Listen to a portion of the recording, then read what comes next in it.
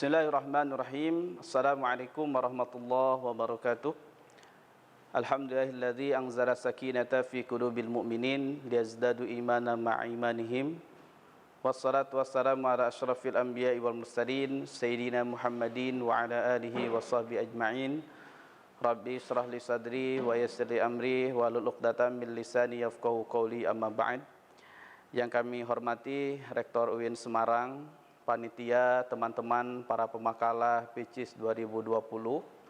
Alhamdulillah pada kesempatan kali ini kami mendapatkan kesempatan dari panitia untuk menyampaikan makalah kami yang berjudul Tahrif Quran menurut Syiah di Indonesia, yang kami lakukan dengan kajian kepustakaan terhadap dua organisasi Syiah di Indonesia, yaitu Ikatan Jamaah Ahlul Bait Indonesia Ijabi dan Ahlul Bait Indonesia ABI. Ini dua kelompok ini merupakan kami anggap sebagai representatif dari Syiah di Indonesia karena telah melakukan banyak sekali penerbitan buku dan kajian-kajian tentang Syiah di Indonesia. Yang pertama tentang seputar tahrif, kemudian Ikatan Jamaah Ahlul Bait Indonesia atau Ijabi juga melihat bagaimana tahrif, kemudian Ahlul Bait Indonesia atau ABI tentang tahrif menurut mereka seperti apa. Bahwa sebagaimana yang telah kita pahami dan kita sepakati bahwa Al-Quran sebagai kitab suci yang menjadi dasar dalam setiap pemikiran, kemudian perbuatan umat Islam.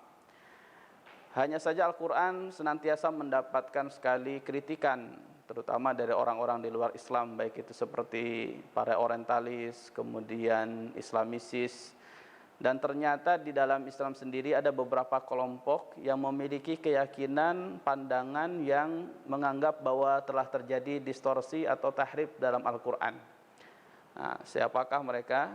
Nah, sebagaimana kita ketahui bahwa isu ini muncul pertama kali dibawa oleh orang-orang Syiah, tepatnya pada abad ketiga Hijriyah atau 290 Hijriyah. Dan isu ini berkembang sampai abad ke-13 Hijriyah.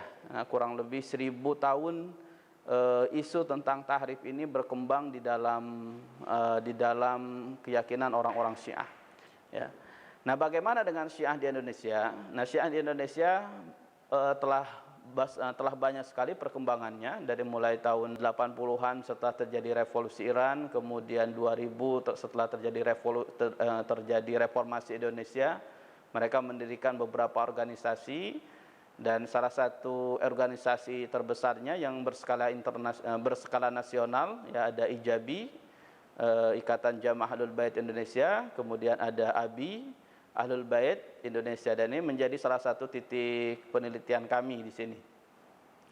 Kami menemukan bahwa metode dakwah Syiah di Indonesia ya memiliki kesamaan dengan Syiah di Timur Tengah.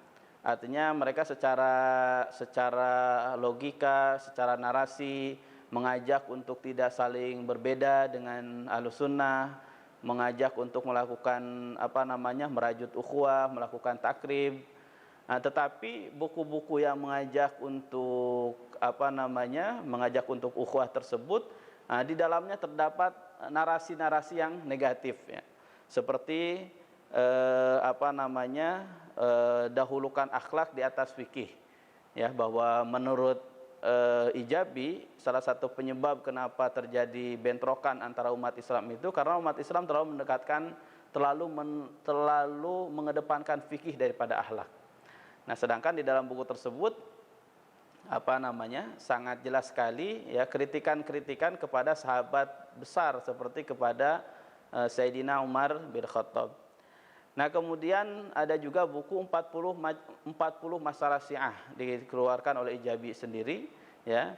Di sini di awalnya dia mengajak ukhuwah dan sebagainya, tetapi ketika berbicara tentang tahrif Quran, dia menyampaikan bahwa tahrif Quran itu lebih dikenal di kalangan Ahlus Sunnah wal Jamaah. Nah, begitupun juga dalam Ahlul Bait Indonesia ya, di Ahlul Bait Indonesia atau ABI, mereka menerbitkan dua buku.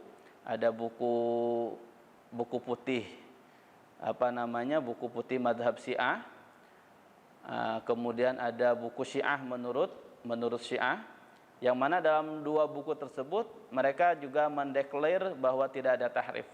Tetapi di sisi lain, ya, para sahabat sebagai para orang-orang terdekat Nabi itu tidak mendapatkan tempat yang selayaknya, dalam artian mereka dianggap tidak memiliki kompetensi dalam mengumpulkan Al-Quran dan lain-lain.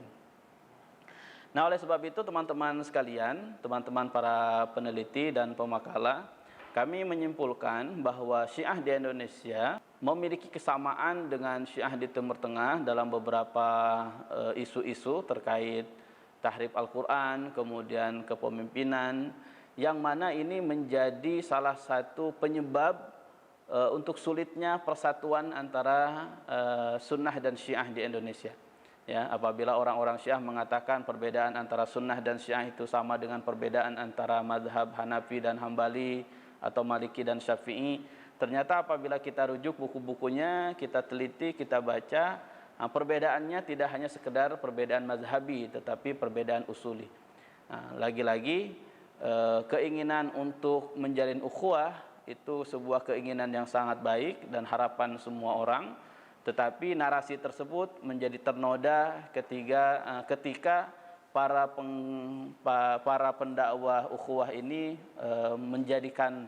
menjadikannya sebagai kedok untuk menyebarkan ajarannya. Ini yang bisa kami sampaikan. Kami sangat terbuka lebar untuk bisa mendiskusikan tema ini. Ya, semoga kita semuanya bisa mengambil manfaat. Syukran, wabillahi taufiq wal hidayah, waridha wal inayah. Wassalamualaikum warahmatullahi wabarakatuh.